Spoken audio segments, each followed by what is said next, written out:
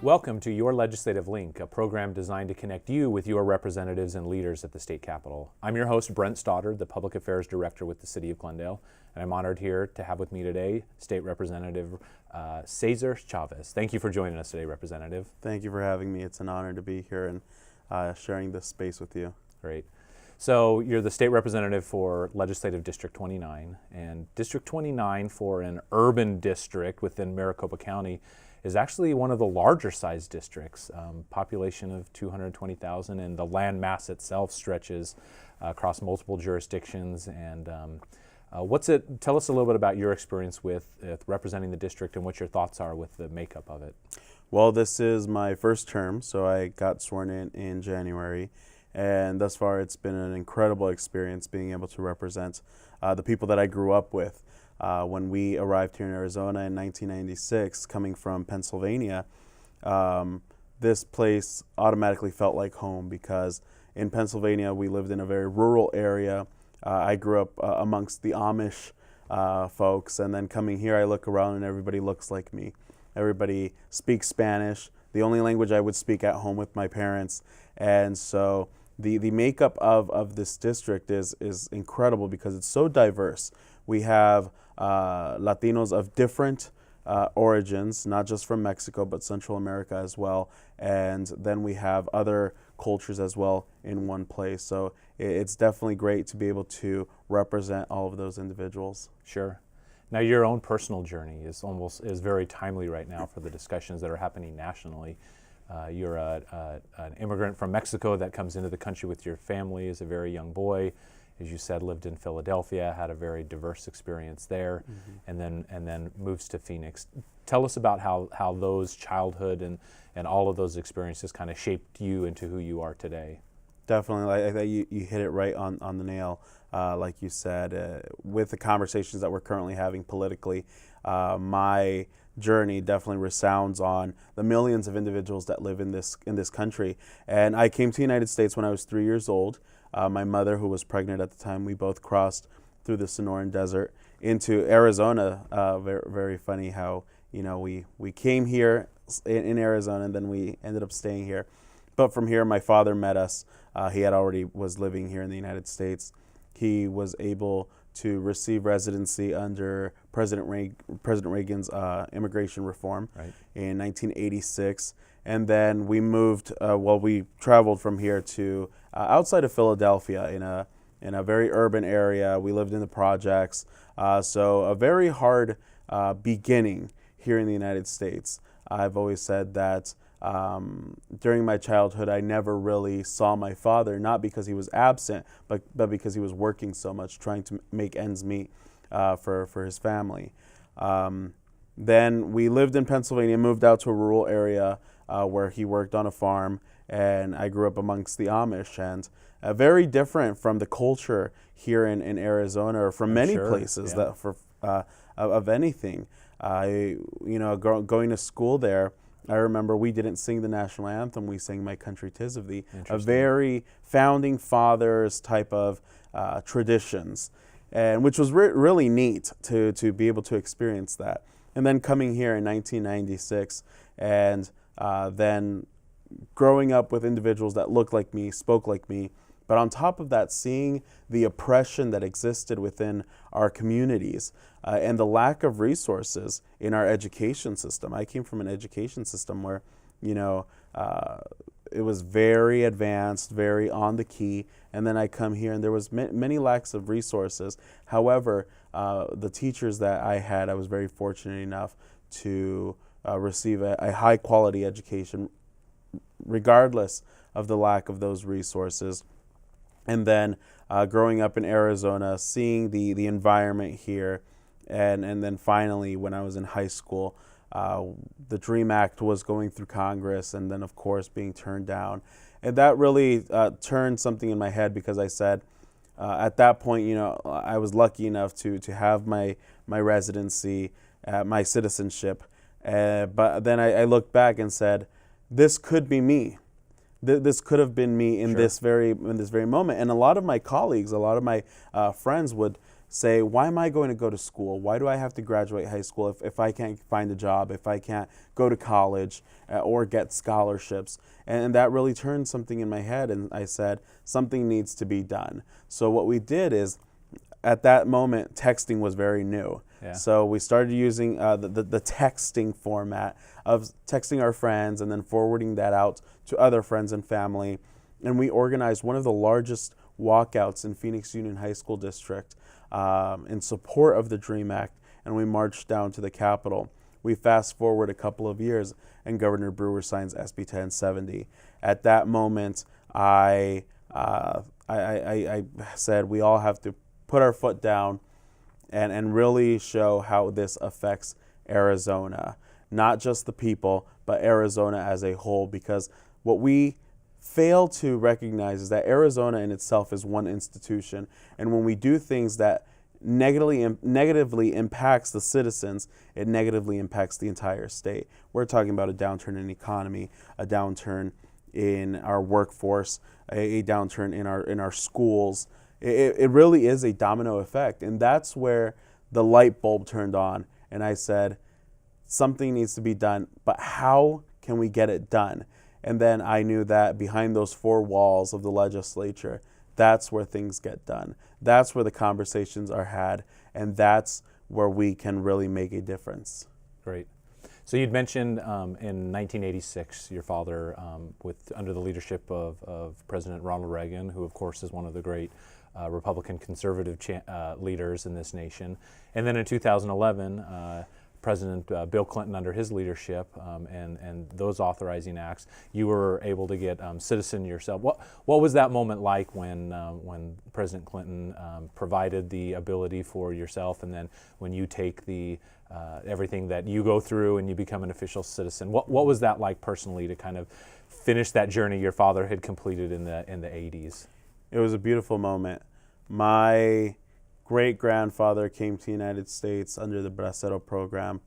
Then my grandfather came and worked in the fields. My father then came at the age of 15 as well, and then for him to receive his residency, and then for finally the moment in which I received my citizenship. Those generations really molded that moment of pride, of happiness. It was a very beautiful moment, and just the other day we had a naturalization ceremony at the legislature for our servicemen and women, and it was a remembrance of how beautiful this country is, of the great opportunities that are provided, and even though there's moments of unfairness to many communities, it just gives us even more fight to stand up for what is right, because in all reality, that's what America was built on the injustices and how we can stand up and fight as one people, as one whole. Right, and I think it's interesting that, as we said, you've got a Republican president and a Democratic president who, you personally have had significant impacts, positive impacts on your life. And I think that that's one of the, would you say that if we're going to have the type of reform for immigration and the other things that this country's struggling with, that it is going to be that it's not a Democratic issue, it's not a Republican issue, but it takes leadership regardless of what those tags are? Correct. It takes a moderate approach. It takes a common sense approach where both parties need to come together, sit down, and have that dialogue. What we don't see right, they don't see right. What we can't come to an agreement, let's talk about it. Let's write it down. And I know that there are many individuals, many people in Congress that are willing to sit down and talk about a proposal that is fair to the people, fair to the country, and more than anything, the next step on where we're going, because we have to remember this country was built on immigrants. This country is run on immigrants. How do we go from there? And there are many aspects, there are many key points of which I know that our Republican colleagues do not agree with. But just like we don't agree with a lot of their key points, that's where we need to sit down and really hash those out. Because if we don't go anywhere, once again, that domino effect is going to take place, and it's going to continue hurting our economy. These are individuals that many of them pay, the majority of them pay their taxes, and I say that by personal experience. I don't say that because I hear it on CNN or anything like that. I say it from personal experience. We pay taxes, we contribute to the society, so if it's good for America, it's good for the people. So I want to go back just a little bit. You talked about, your experience as a young boy in Mexico, in Philadelphia, and then in Phoenix. Obviously, you were poor. You were farm workers, your father was. And you talked about the education and the teachers you had and the importance of that in your life. And one of the things I wanted to bring you to is focusing on that attention to education and being a priority for you. Being a good top student actually put you in a position as a young man where, as a young boy, where you were invited to sit down at a school function with the other best students in the schools with John F. Long. Talk to us about that experience with Mr. Long and how that kind of set your path forward. John F. Long is the strongest pillar to our community. This place that we're sitting in, our surroundings. Maryvale is the development of West Phoenix, of the West Valley, is thanks to John F. Long. And at a very young age, I understood that because John F. Long comes from an immigrant family as well. And so I identified in that sense and said, if this man comes from nothing and he can make something, not just for himself and his family, but a multitude of individuals, and create a community, that it was fascinating to me. So to be able to sit in a place and have breakfast with the legend himself, was definitely an honor. It was definitely one of the moments, or one of the best moments in my life that I will remember forever. And I have always been the individual that asks so many questions. And I kept asking him questions, but why? Why do you give land? Why do you, provide schools or this or that? And he said, this young man asks a lot of questions. He's going to be something one day. He's like, I don't know, governor or something, but he's going to be something one day. And that just stuck, not just to my mind, but to my heart. And at that moment, I knew that regardless of where I came from, regardless of the obstacles that were set forth, I can become something, and I can do it so that I can then return to my community and be able to provide that same role model to them. Great. Now, you're in high school, you've led the walkout, you have the experience as a young man, John F. Long pointing you out as a future leader. Talk to us about one of your other mentors, former Representative Ben Miranda, and his influence on your life.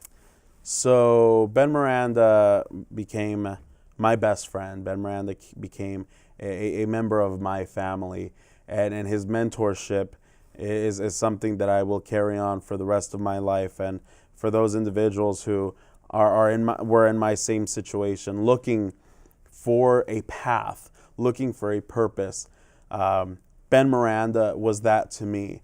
I actually met Ben because right after high school, I dedicated my weekends and my after-school activities to mariachis. Sure. I am a mariachi singer, a mariachi vocalist, and I had the great fortune of touring United States, touring Mexico, Puerto Rico, and singing with these legends within the mariachi genre. And right after a charity concert, Ben came up to me and he said, that last song, Caminos de Guanajuato, I love that song. He said, because my father was born in Guanajuato. I'm like, that's where I'm from. So we instantly clicked. And he said, so what are your aspirations? Are you in school? What are you planning on doing? And so I said, yes, I'm in school. I want to get a degree in business. I would love to open up a business. And then I told him about my story, where I came from. And he said, well, meet me at my office. Let's continue talking. So many meetings after that, he said, you're on to something. He said, and right now is when we need individuals like you, individuals who have the story, who have been impacted by what's currently going on in this country and in this state. And so after that, he took me under his wing, and such a selfless man, a man with a heart of gold. He would get phone calls at 2, 3 in the morning from families. Let's say the husband was coming home from work, his taillight was out, the police stopped him, they want to deport him. They'd call Ben Miranda.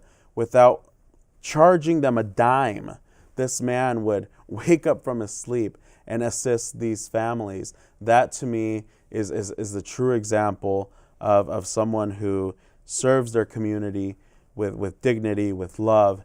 And so those experiences just resound day after day when I'm either in my community, when I'm with my family, when I'm at the legislature.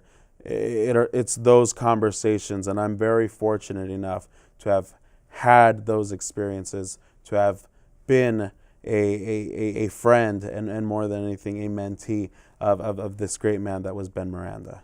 And of course, Representative Brent, I've heard you say he tasked you with some work too. I've heard you say that he called upon you as one of the leaders to kind of take up the baton and to move the state forward and to move it away from the negative noise that was going on for so many years in the state. So how do you do that? How do you take that responsibility? How do you work to move us away from the negative noise, as Representative Miranda categorized it? So in 2012, Ben, in a conversation, he tells me, "You should run for the legislature." And I just started laughing, and I said, "What are you talking about?" He said, "No, you should think about it." He said, "And you should do it soon." He's like, "I'll run your campaign. I'll help you out." He's like, you have the connection with your community. You were raised there. You live there. You continue to love that community." He says, "That's the very first step towards becoming a statesman." And he said, and you have it. And I said, "Well, I'm working on these other projects." He's like, no, put those projects aside. He said, you're running for the House. Unfortunately, of course, he passes away in 2013. Sure. And that sort of, that's where I sort of put that on the shelf. But I knew that I was always going to come back to it. And it's just so interesting and so profound, the work that he did and the impact that he created in not only in just in the city, but in this state and across the nation as well. How after Ben passed away, a group of us got together to continue doing some of his work. And we said, it's so funny how it's taking us 5, 6 people to do what one man has done his entire life, that he dedicated to this state, to his people. And today, when I'm trying to do something in my community, I always look back at, wow, this man was beyond this world. Because to be able to put together and bring people together, that's the key to anything in any community, is to bring people together and unite them. And how today it takes multiple individuals or a group or an organization to be able to do that. That really sticks in my brain. And I continue every day to do what's right, to do what is going to create a positive impact to our people, to our community. So you're a professional musician, professional mariachi singer, and you've got these leaders and others calling on you to step forward, to kind of take up the mantle of leadership. You've got the nickname El Charro Politico, which is the political cowboy. Former State Representative Miranda, trying to move you towards running for office. At what point did you make the decision, okay, it's time to make the transition. Mm-hmm. It's time to pick up that mantle. I'm going to run for office and to go file the paperwork. What was that moment like? What was your thought process? Mm-hmm. So after I had that conversation with Ben, and then when he passes away, like I said, I sort of put that on the shelf and trying to focus on my musical career. And there came a point around February or March of 2016, where the debates are going on at a presidential level, and something just popped into my head. What if Donald Trump wins? And watching those debates and seeing how adamant he was about building a said wall, about cracking down on immigrants, on really opposing LGBT rights and whatnot. I said, what if he wins? And I said, at that moment, that was the calling. At that moment, that's where I said, it's now or never. I don't want to be that person at 80 years old that looks back and says, what if I had done this? What could have happened if I did this? And I said, it's now or I'm never going to do it. And so I filed my paperwork. I went out and gathered my signatures, and just the response from the community gave me that certainty of what I did was not only the correct thing, but it happened at the right moment. And although here at the state we don't have jurisdiction on what happens at the federal level, however, it provides me the ability to leverage resources for my community, for those individuals who have been hindered by many of the laws that happen at a state level, at a federal level. And so I'm a strong believer of things happen for a reason. And I'm very glad that I jumped the gun at that moment, and that I am here being able to represent my community of District 29. Great. And of course you won the election, and here you are representing the district. Now, as a freshman legislator, I think one of the things that I think is interesting about your approach to your first session, typically freshman legislators will come out and introduce 10, 20, 30 bills because of their excitement being in the legislature. And you took a different approach. You introduced 2 pieces of legislation as a Democratic legislator. But just as someone that's down there on a day-to-day basis, interacting and watching and seeing the legislators from the gallery and how they work, I've noticed you've kind of taken more of and maybe it's your educational background, but you've taken more of kind of a student approach. Instead of running out and issuing 30 different bills, you introduced 2, and then you've been learning the process instead of burning yourself out with legislation, a large amount of legislation. What was your thought process on introducing just 2 bills this session? So prior to being a legislator, I actually worked years at the legislature, both at the House and at the Senate. Having been very close to Ben, I sort of took on this intern approach, and I would follow him around and sit in on meetings and just watch and listen, to these individuals that would, on a day-to-day basis, debate and fight and then at the end still have respect for one another. That's something that I really admired of those years in that legislature. And then working as a staffer, both in the House and in the Senate, for about 5 years before I became a legislator. That really helped me learn the process. It helped me make connections to organizations, to other legislators that have been there before me. And so I knew that many freshman legislators go in there thinking that they're going to change the world. Wish it was so, if it was to make a positive impact. However, it isn't.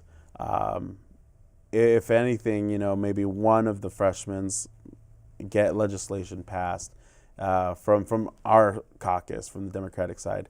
But the approach that I took was present 2 pieces of legislation that were near and dear to my heart.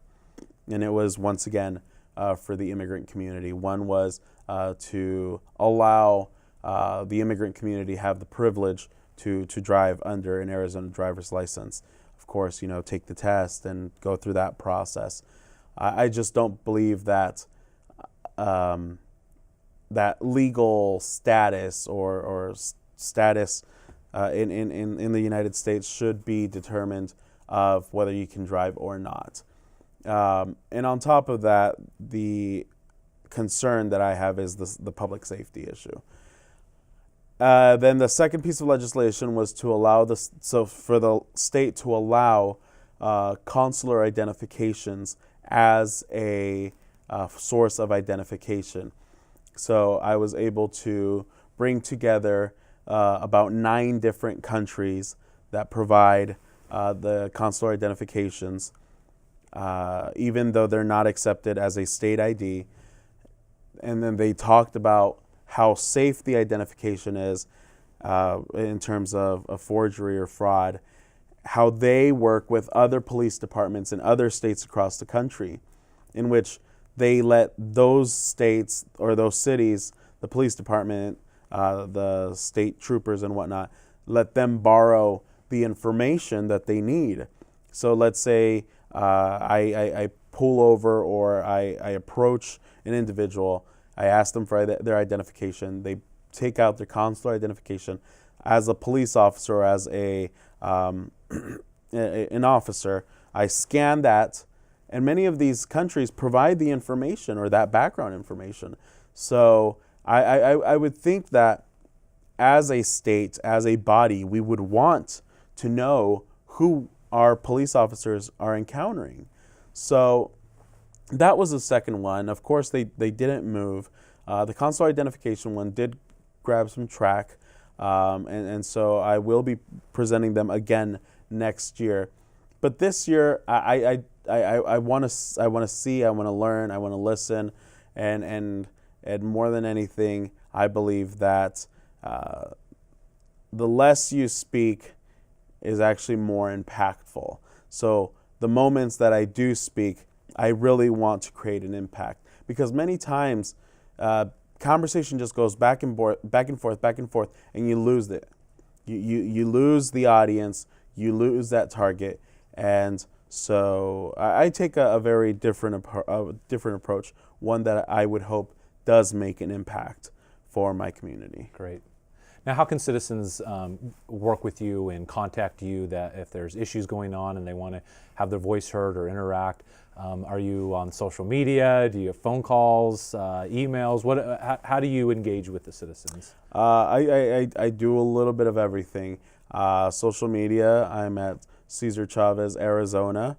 Arizona all spelled out. I have an open door policy, so please visit me at the Capitol, and we'll make sure to make time, because first and foremost, I represent my community and they come first. So any issues set forth, any legislation that they think, why haven't they thought of this? Let's do some research.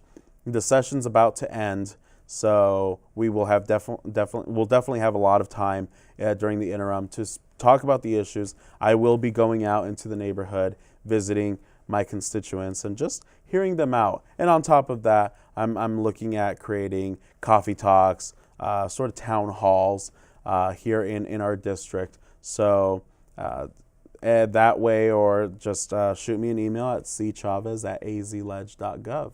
Great. Well, Representative, thank you for coming in today. Thank you. And we appreciate pleasure. your leadership down at the state capitol. And thank you for joining us. And if you'd like additional information about your state legislators or your congressmen or how to get involved in your government, please visit our Glendale AZ /intergovernmental programs, where you can find additional resources of how to get involved and stay involved in the issues that are impacting you. Until next time, thanks for joining us and have a great day.